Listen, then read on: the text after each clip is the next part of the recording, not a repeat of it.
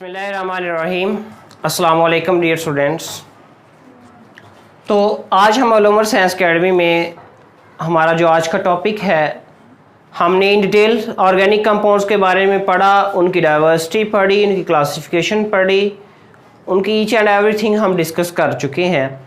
अब हम मज़ीद उनके यूजेस अब देखते हैं कि अब वो यूजेस उनके कहाँ पे हैं, कहाँ पे वो लागू होते हैं, हमें उनके क्या बेनिफिट्स हैं, हम उन्हें क्यों पढ़ी जा रहे हैं बार बार, क्या बेनिफिट्स हैं कि एक चीज़ पे हम फोकस किए जा रहे हैं।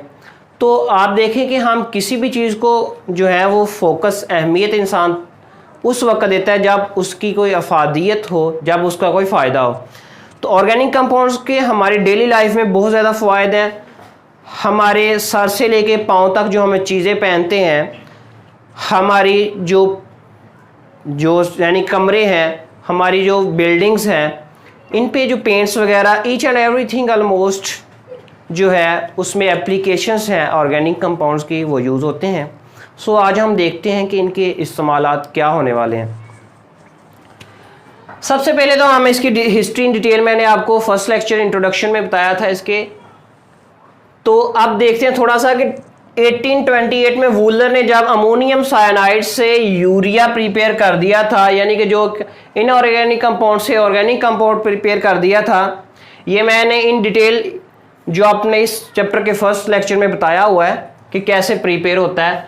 सो अमोनियम साइनाइड एक इनऑर्गेनिक कंपाउंड है, उसने क्या किया, उससे एक यूरिया प्रिपेयर कर दिया जो कि यूरिन में पाया जाता है, और ये एक ऑर्गेनिक कंपाउंड है। सो तब से लेकर अब तक यानी कि हमारे पास almost 10 million plus organic compounds has been prepared. हम 10 लाख से ज्यादा ऑर्गेनिक कंपाउंड्स को प्रिपेयर कर चुके हैं जब से वूलर ने भी ये हमें बात बता दी थी। ठीक हो गया जी, ये बातें पहले डिस्कस हो चुकी हैं। सो इनके हमारी ज़िंदगी में number of uses in our daily life, हमारी डेली लाइफ में ऑर्गेनिक कंपाउंड्स के बहुत ज़्यादा इस्तेमाल आते हैं। जब हम इसको वन बाय वन डिस्कस करेंगे तो आपको पता चल जाएगा। Yes dear students, uses as fuel, यानी कि इसका यूजेस एज फूड, यानी खुराक के तौर पर हम ऑर्गेनिक कंपाउंड्स को कैसे इस्तेमाल करते हैं और क्या क्या है। मिल्क जो हम देखें हमारे घरों में डेली यानी कि 2 to 3 टाइम्स हम यानी कि मिल्क शॉप से लेते हैं, और हमारी जो काफ़ी डिशेस इससे बनती हैं, हम खुराक के तौर पर इसको इस्तेमाल करते हैं। एग्स, अंडे, जो गोश्त है और वेजिटेबल सब्जियां, ये तो हमारी ज़िंदगी के बहुत अहम पार्ट्स हैं डियर स्टूडेंट्स, जिनके बगैर हमारा गुजारा हो ही नहीं सकता। तो इन सारी चीज़ों में containing carbohydrates, proteins, fats, vitamins ETC, यानी ये कार्बोहाइड्रेट्स, ये प्रोटीन्स इन पर मुश्तमिल होती हैं। तो कार्बोहाइड्रेट्स, प्रोटीन्स, फैट्स और विटामिन्स, इनका जो एसेंशियल पार्ट है कार्बोहाइड्रेट्स यानी कि हाइड्रोकार्बन्स है, मीन्स टू से कह लें कि ऑर्गेनिक कंपाउंड्स हैं। सो इसलिए ये देखें इनमें भी ऑर्गेनिक कंपाउंड्स मॉलिक्यूल कंसिस्ट होते हैं। आपको पता है प्रोटीन्स जो होते हैं वो अमीनो एसिड्स पॉलीमराइज होकर बनाते हैं, और कार्बोहाइड्रेट्स भी हमें इस तरह इन चीज़ों से मिल पाते हैं। फैट्स होता है ऑयल्स, यानी कि ऑयली थिंग्स जो आप यानी कि आपको घी से मिल पाती हैं, मक्खन वगैरह जो लोग खाते हैं उनसे ये हासिल कर लेते हैं, दूध में भी होते हैं। Vitamins are also very important. Vitamins जो है ये हमारी ज़िंदगी के लिए जो है ना वो अहम किरदार अदा करते हैं। कैसे डियर स्टूडेंट्स, जैसे कि हमारी नज़र को बेहतर बनाने के लिए जो विटामिन्स ए बेहतर किरदार अदा करते हैं, जो कि आप जो हरी सब्जियों से ले सकते हैं, यानी कि जो पत्ते वाली सब्जियां हैं आप वो कह लें। और विटामिन C जो है वो आप जो हैं वो सिट्रस फ्रूट से हासिल कर सकते हैं। विटामिन D आपको धूप से या मिल्क से, इस तरह ये हड्डियों को मजबूत बनाने में अहम किरदार अदा करता है। सो यूजेस एज क्लॉथिंग, कपड़ों के लिए इस्तेमालात। हमारे ये डियर स्टूडेंट कॉटन के कपड़े जो हम कॉटन्स या दूसरे कपड़े पहनते हैं ना, ये भी ऑर्गेनिक कंपाउंड्स की ही मरहून मिन्नत है। कैसे देखें, क्लॉथ्स ऑर्गेनिक कंपाउंड्स हैं, उसमें फाइबर्स पाए जाते हैं। फाइबर्स 2 टाइप्स के होते हैं जी। Number 1 natural fibre, number 2 synthetic fibres.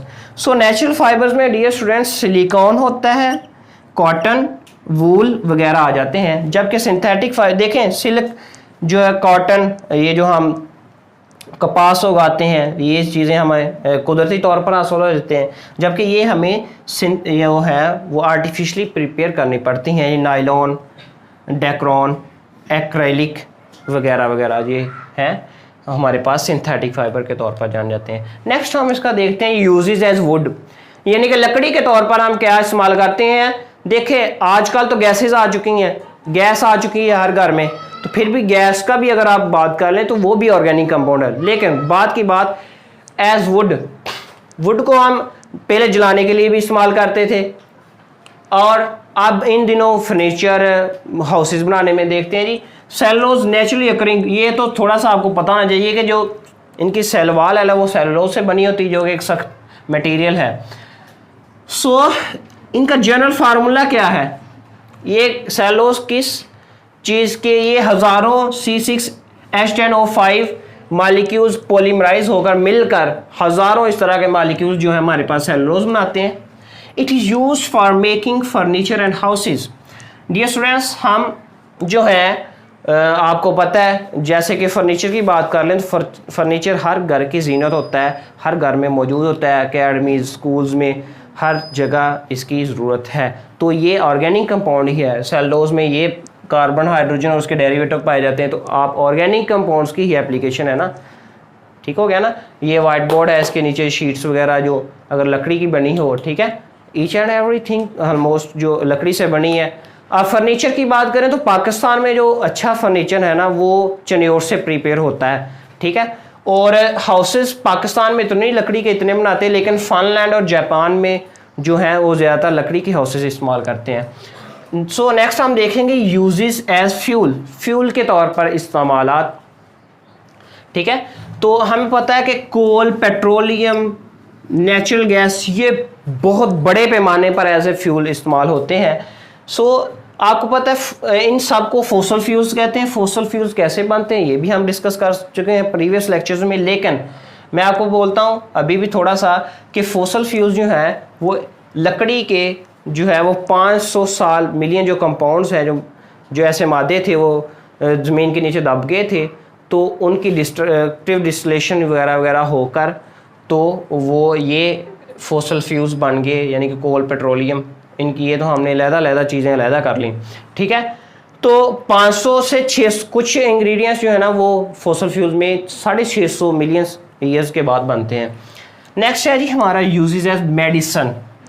देखें हमारी सेहत भी तो एक बहुत बड़ा एलिमेंट है ना, तो ऑर्गेनिक कंपाउंड्स को आप यहाँ से ही गैस कर लें कि इनकी इंपॉर्टेंस को आप यहाँ से ही गैस कर लें कि इनकी क्या अहमियत है। मेडिसन के बगैर फ़र्ज़ करें अगर तिब्बी सहूलियात ना हो, मेडिसन्स ना हो, तो मरीज़ खुदा न खास्ता मर सकते हैं।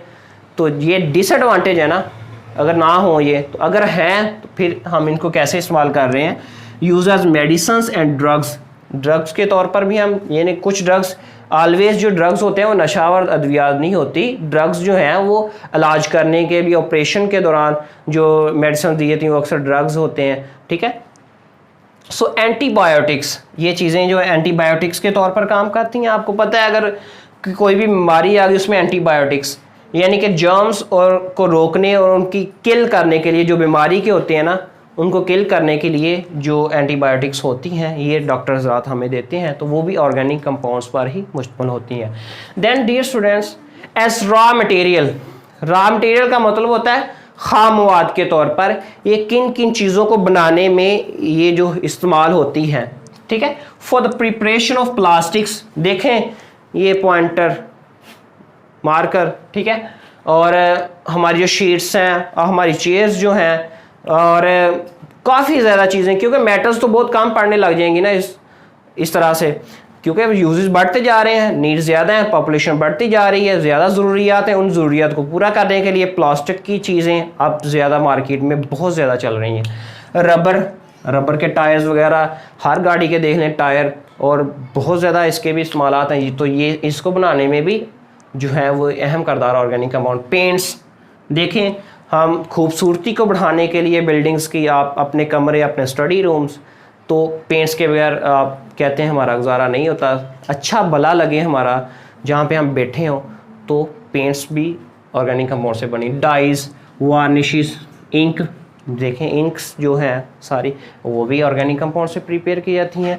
पेपर वुड से प्रिपेयर होता है, वुड क्या ऑर्गेनिक कंपाउंड से बना हुआ है और उस मज़ीद ऑर्गेनिक कंपाउंड्स में मिक्स किए जाते हैं। पेस्टिसाइड्स एंड इंसेक्टिसाइड्स स्प्रे की जाती है कि कीड़े मार अद्वियात, यानी कि आपको पता है जितने भी आपकी फसलों में एंशियंट टाइम्स क्या होता था पुराने वक्तों में कि फसल को जो है ना वो जड़ी बूटियाँ ये जो कीड़े वगैरह जो खा जाते थे जिससे फसल कम होती थी।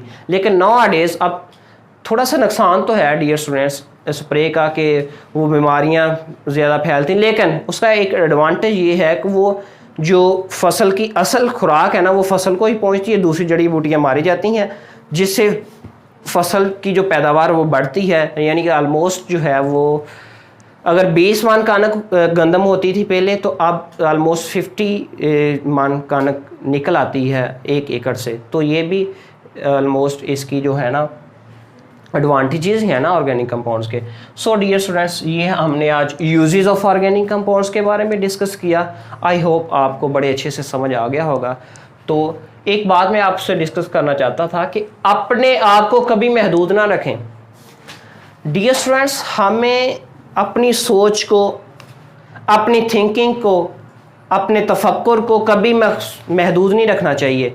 हमें नेगेटिविटी पे फोकस नहीं करना चाहिए, हमें पॉजिटिविटी की तरफ फोकस करना चाहिए। हमें इकबाल ने कहा था ना कि जहाँ और भी हैं, यानी कि ए नौजवान मुस्लिम तदब्बर भी किया तो उन्हें तो तदब्बर की बातें बताई हैं। तो वो क्या गर्दों था कि जिसका है तो एक, ठीक है ना, उभरता हुआ तारा, सही है। तो अपने आप को आपने थिंकिंग लेवल अपना इंक्रीज करना है। आपने जो है वो छोटी मोटी झगड़ों को, लड़ाइयों को, बहस व मुबाहसों से आपने अवॉइड करना है। देखिए तरक्की का राज ये है, जैसे न्यूट्रॉन है ना, न्यूट्रॉन स्ट्रेट फॉरवर्ड मूव करता है जबकि प्रोटॉन और इलेक्ट्रॉन की सलाहियत गुजरने की सलाहियत कम होती है। प्रोटॉन और इलेक्ट्रॉन ने रास उनकी सलाहियत कम होती है क्योंकि वो पंगा ले रहे थे। प्रोटॉन ने नेगेटिव की तरफ अट्रैक्ट हो ना, इलेक्ट्रॉन ने पॉजिटिव की तरफ अट्रैक्ट हो, जबकि न्यूट्रॉन जो है शरीफ ज़्यादा है, उसने उसको जो मर्जी कहता रहे, उसने किसी की नहीं सुननी चाहिए बाज़ औक़ात हमें किसी की, लेकिन जो आपका मिशन हो, जो आपका विजन हो, उसमें आपने प्रोग्रेस करना है, उसमें आपने सलाहियत कर जाना है। तो इंशाल्लाह कामयाबी आपका ज़रूर मुकद्दर बनेगी। थैंक यू, अल्लाह हाफिज़।